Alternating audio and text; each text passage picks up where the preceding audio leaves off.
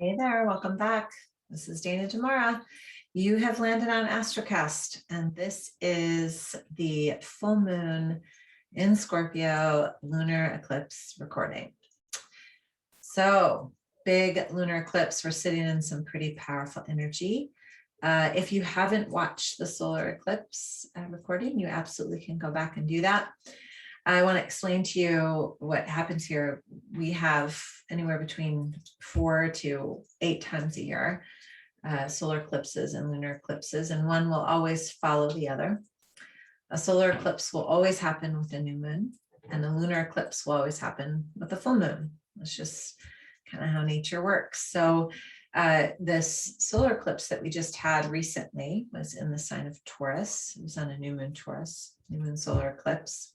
And it was sitting with the North Node. Okay, so anything that we experience with the North Node solar eclipse is really about kind of pushing us forward into where we're meant to go with our life, right? So North Node is about our karmic energy and movement forward. That's the simple way to explain it. Now we have this lunar eclipse, this full moon lunar eclipse that's coming up in the sign of Scorpio, which is opposite Taurus, right? So we have this full moon eclipse, which means that it is sitting with the South Node. Now the South Node is all about our past, right? It's all about kind of the lessons that we've been presented, what we've been working through in this lifetime. So this lunar eclipse is dealing with this energy. It's also dealing with Scorpio energy, which is the underbelly, right? So Scorpio energy is all about empowerment. And I should say this right away. The date, May 16th, 9:15 p.m. Pacific Standard Time. Okay, so if you're on the East Coast or anywhere east of that, it's going to be on the 16th. Okay, so depending upon where you are in the world, May 15th, May 16th, we've got this full moon lunar eclipse in the sign of Scorpio.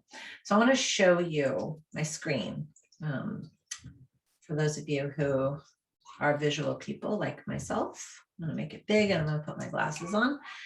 So you can see here the moon's in Scorpio, and then you have the sun over here in Taurus. Here's the North Node right next to it. There's sweet Mercury in retrograde. If you haven't watched the video on the weekly forecast, I talk a little bit about Mercury retrograde and about this energy that we're sitting in that is really potent right now. You'll see a lot of red lines, a lot of blue lines. The energy is a little volatile, a little, well, you know, there's just always different ways to look at this. I love astrology because it's very mathematical. But it's also very intuitive, right? So first thing is we've got Scorpio. So the moon is in the sign of Scorpio. Scorpio is all about our emotional body. It's all about, you know, water. It's a very watery sign. It's about attunement to the underbelly. It's about empowerment. Scorpio wants us to be empowered. Scorpio is very stingy, very like, this is the truth. Scorpio wants the truth, right? And so when we are experiencing a full moon, let alone a full moon, a blood moon, lunar eclipse, this is really about exposing what's been underneath the surface, whether this is an individual discussion or not an individual discussion, which means a collective one. And you see this with what's going on in the world right now. I mean, don't even get me started, but we talk about Roe versus Wade, right? This has been in the underbelly of our society forever. And now here it is, front and center, let's discuss. And what happens in that is what? People get triggered, right? So ask yourself, where is that happening maybe in your life, right? These are the topics that are coming to light during this full moon eclipse. So the other thing is if you think about it, like I said in the beginning, we have the solar eclipse and then we have the lunar eclipse. When we have the solar eclipse kind of was coercing us forward to follow our dreams, to do the thing, to, especially with Jupiter and Aries, right? Like time to go. And then Mercury retrograde was like, wait, pull those reins back. And then now we have this portal, literal portal of energy between the new moon solar eclipse and the full moon lunar eclipse. And the lunar eclipse will bring things to completion without you having to do a damn thing. So I think one of the things I talk about this in yoga, and to my own self in my own mirror, Dana, get out of the way, right? Like, how many times do we get in our own way? We're like, I'm going to make the waves and I'm going to do the thing and I'm going to do the, and we can put just enough energy into certain pockets of our life, but we can't control it. We can't control it. I talked about this morning in a session I had with a client. Where I live, we have this beautiful beach called Beacons Beach, beautiful switchback path to go down to the ocean and go surfing. Well, guess what? There was a crack in it last week and the bluff is starting to fall apart. Okay. So that's this energy that we're dealing with. The things that are not working or are no longer sustainable or need to shift and transform will fall away. And there's nothing you can do about it sometimes, except say to yourself, I have this plan. This is what I would like to devise for my life. Now, Spirit, will you just show me what way to go?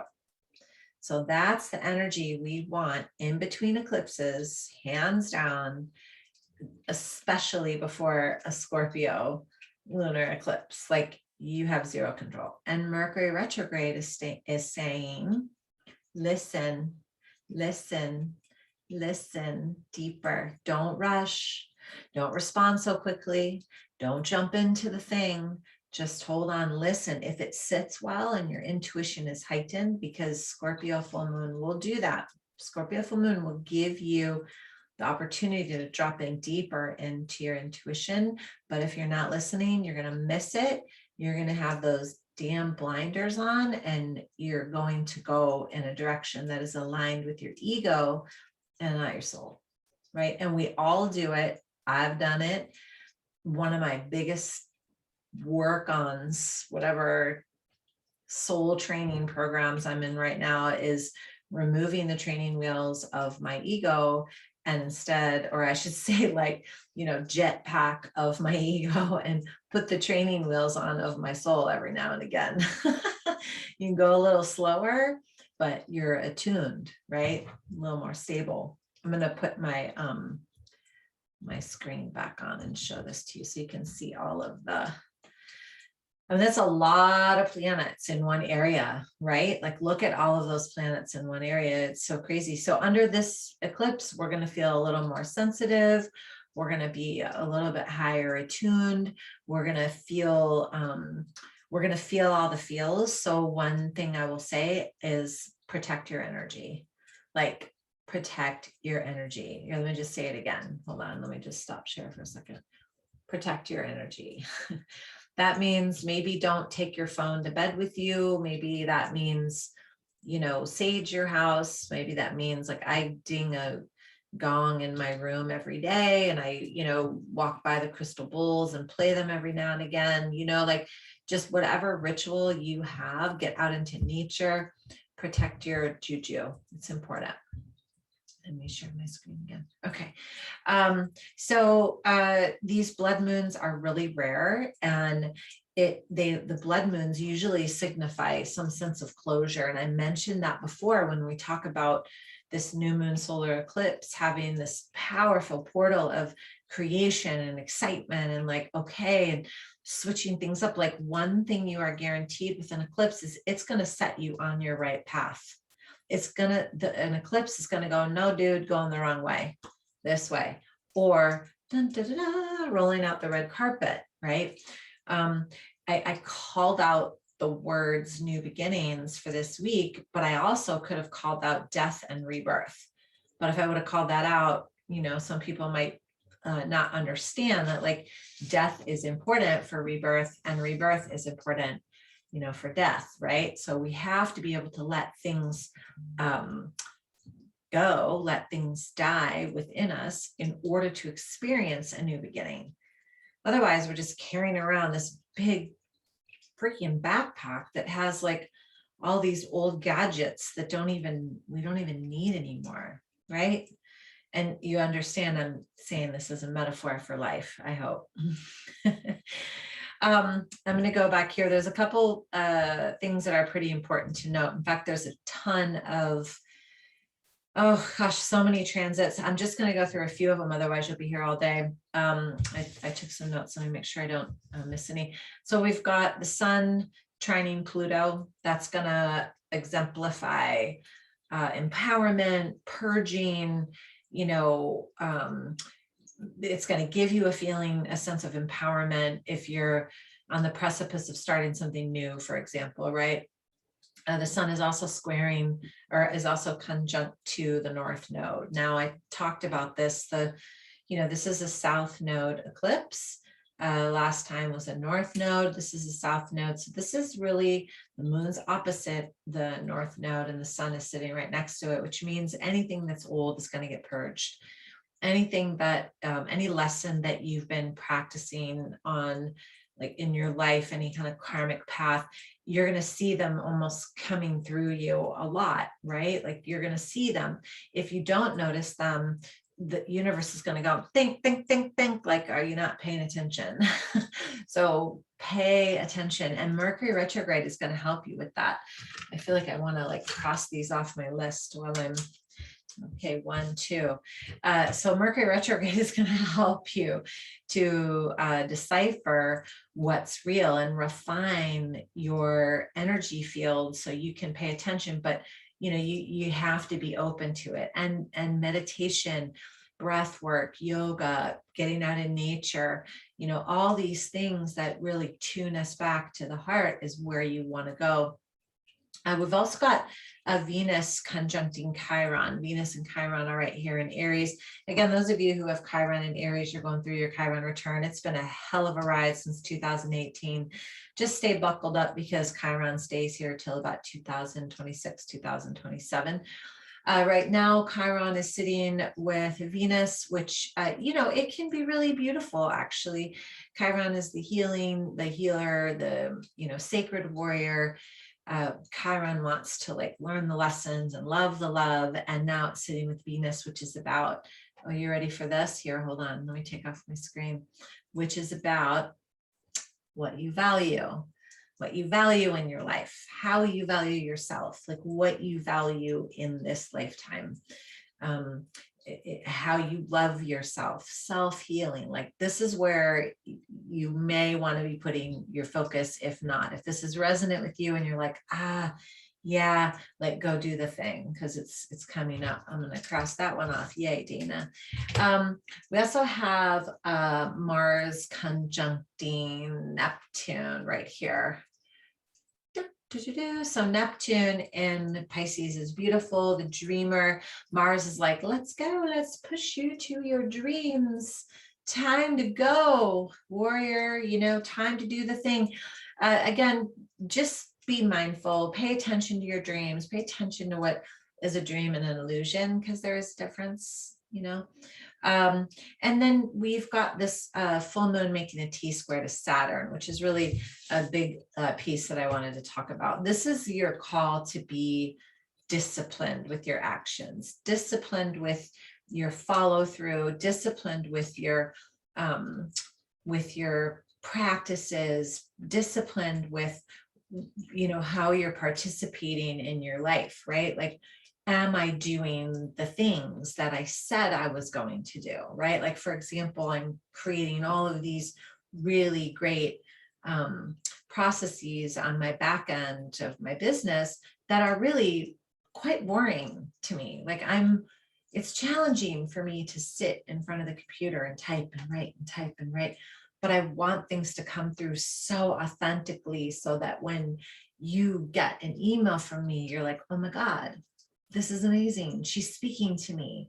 If I just like, well, then it's not going to come through how I want it to. So the participation in your life is so important right now. Like, don't procrastinate, don't half-ass it, be empowered to make the choices that are yielding that other side of light on the other side of this eclipse. Okay. Remember, Saturn is the teacher. Saturn is the timekeeper. Saturn's like, you working on your karma, chica? You know, what are you doing? Saturn's going to give you the opportunity to be disciplined, going to give you the opportunity to slow down, to be a little bit patient, to really have a sense of grounding while you work through some of these transitions that we're all going through individually and collectively. Like, make no mistake, whatever is going on outside of you is part of who you are too. And however you're feeling and being triggered by certain events in the world, which we all have something that's like sandpapery, ask yourself, why is that speaking to me? And what is the greater lesson that I can be integrating into my life right now, right? Why is this bothering me so much? Like, what's the little tendril that it's like zapping? Couple other things, yay, we'll just cross that one off, yay. Oh, good, I already did it. The sun, oh no, I didn't. The sun is sextiling this Mars and Neptune. So basically, sun sextiling Neptune is going to amplify that heart sutra, that heart, like, oh, but I have all this passion about these things, these dreams that I want to do, you know, so let that happen. Let all of this start to unfold, but understand that from now until this full moon lunar eclipse, and probably a little bit after, we're being guided to close some doors and some chapters in our life. Like, we're being asked to let go of some things and to trust in that Scorpio energy, that beautiful Scorpio energy that's dark, but that knows so much more than we do. Like, allow Scorpio ability to carry you and transform you. This energy is like, it's like a phoenix rising. It's like a, oh my God, I have to let everything turn to ash before I can become the phoenix. Now, when I say that, don't go burning everything down. Like, Kali will come into your life. Phoenix rising opportunities will come into your life when it's time. But what I'm saying is, like, allow yourself space to know what it is to let go of. Don't let go too fast. Don't start something too fast. Just know that the phoenix has the ability to rise from the ashes and the strength and the power to rebuild. And it's beautiful. And just like Kali, the goddess Kali, has the intuition to see in the midst of ash where that pearl of your life is, right? We're sitting in that energy of like, wow, there's so much noise outside. What is it that's really important to me right now? What do I value? Where do I want my life to go? Because we've all had a timeout. We've all been in timeout. Now things are starting to come to the surface and we're like, wait a minute, this isn't how I remember it 2 years ago. I don't know if I want to do that anymore, right? And we're in a cycle of death and rebirth with Jupiter and Aries now too. It's the first sign of the Zodiac. Aries is the first sign of the Zodiac. And now Jupiter, enter Jupiter. Expansion, awareness, education, wisdom, moving into this first sign. Things will start falling apart, recreating, unfolding, recreating, like things will start to revamp, for lack of a better word. We're going to feel this in many, many ways. One is in dreams, one is in like lost relationships, one is in maybe some weird like aha moments, right? Like, oh my God, I can't believe I didn't think of this before. Just be like, instead of saying, oh my God, I can't believe I didn't think of this before, say, wow, thank you for this information. This is amazing. I'm so glad that I now have the wisdom and the experience to actually understand this situation with a deeper perspective, right? I talked about Venus and Chiron already. The one thing I do want to say about Venus and Chiron, this will bring some closure to maybe some kind of wounding that you've been working on, right? Like maybe there's lost relationships or, you know, some sort of emotional trauma that you've been working on. It will bring some closure. I don't want to use the word should, but I don't like to use should, but it should. It should offer up an opportunity to close something and allow you to move to the next level, the next step of your understanding with regard to what you value, how much you value yourself, things like that. This combination of energy really is going to elevate our soul. I don't know how else to say it without sounding prophetic, but it's true. Like this, it's almost like I keep visualizing like our little souls in our bodies are like, okay, this is like a big deal. We can do this. Stay the course, stay connected to me. Listen, like, you remember that movie, When Horton Hears a Who? If you haven't watched it, I'll just tell you, you know, there's all the little teeny tiny people that exist on the little flower, right? And they have these megaphones and they're trying to get Horton to hear them. And they're like, we are here, we are here. So he could find them in the sea of dandelions. But Horton had to be really, really, really quiet. And the Who's had to all come together. So I feel like that's happening in our little soul. Our soul's like, okay, we're gonna talk to her or him in their dreams and in their meditations, and we're gonna put little signs along the way, and we might even trip them or they hurt themselves a little bit so that they like pay attention. You know, we want this human experience to be one that is as aligned as possible with our soul's calling. And the soul, the veil, again, I know it sounds prophetic, but it's true. The veil is so thin. And if we're listening deeply, we're going to hear what's next. You're going to hear when the universe is like, don't go that way. You already did that. What the hell are you doing? Go this way. That's this lunar eclipse. So just like be quiet, be kind, be loving, be sturdy. Be quiet, be kind, be loving, be sturdy. Be quiet, be kind, be loving, be sturdy. You know, and if you can avoid like conflict or pushing and aggressive people or situations, avoid it. Just try. Anyways, I could keep talking because this is such a good one. A couple things. I created a new page on my website. I did it before Mercury Retrograde, just so you know. It's called myastrocast.com. And if you go to myastrocast.com and you put in your little email there, it's going to take you through a series of videos and, you know, all this information that I've just accumulated over the years, how to read your birth chart, you know, what each sign is really about, how to read the houses on a chart, just all this really fun information about the basics of astrology, right? So that when you come and you listen to the Astrocast, you can go, oh my God, I actually know what she's talking about, and I can compare my chart to it, right?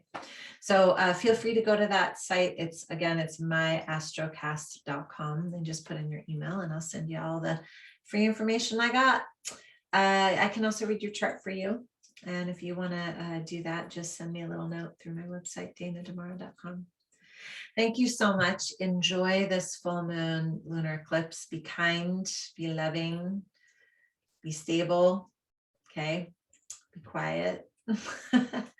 Thank you so much. Have such a beautiful day. Namaste.